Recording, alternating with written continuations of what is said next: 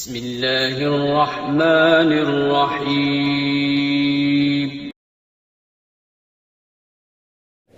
مجھ سے ایک دفعہ ایک عربی نے پوچھا، ایک عرب نے، اس نے کہا کہ تم لوگوں کے عقائد صحیح نہیں ہیں۔ مجھ سے کہا، پہلے مجھ سے پوچھا آپ کا مسلک کیا ہے، میں نے بتایا۔ انہوں نے کہا تم لوگ کے عقائد، پروپیگنڈا اتنا کیا نا سعودی عرب میں بھی ہمارے خلاف، تو میں نے کہا پوچھ لو بھائی، مجھ سے پوچھو میرے عقائد۔ تو ایک ایک عقیدہ پوچھتے گئے، میں اس کا جواب دیتا گیا۔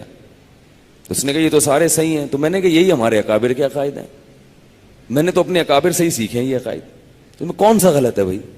اس نے کہا وہ جو کتاب میں ہے۔ میں نے کہا کتابوں کو چھوڑو، کتاب میں کچھ کا کچھ بنا دیا جاتا ہے، کچھ کا کچھ بنا دیا جاتا ہے۔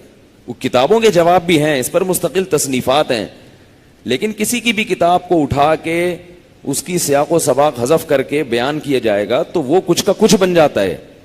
اور بعض دفعہ اصطلاحات ہوتی ہیں، اصطلاحات ٹرمز ہوتی ہیں، ان کا مطلب میری نظر میں کچھ اور ہے، آپ اس کا مطلب کچھ اور لے کے مجھ پہ کفر کے فتوے لگا دیتے ہیں۔ اب مثال کے طور پر ایک عقیدہ وحدت الوجود ہے، اس کو لے کے سب نے علماء دیوبند پہ کفر کے فتوے لگائے ہیں، جبکہ جو کفر کے فتوے لگانے والے ہیں ان کو پتہ ہی نہیں کہ عقیدہ وحدت الوجود کا مطلب کیا ہے۔ وہ جو اس کا مطلب بیان کرتے ہیں، جو اس کا مفہوم بیان کرتے ہیں، اس کا یہ مطلب ہے ہی نہیں کہ اللہ کے علاوہ دنیا میں کوئی ہے ہی نہیں، یہ مطلب ہی نہیں ہے بھائی، یہ تو ایک ٹرم ہے، یہ تو ایک اصطلاح ہے۔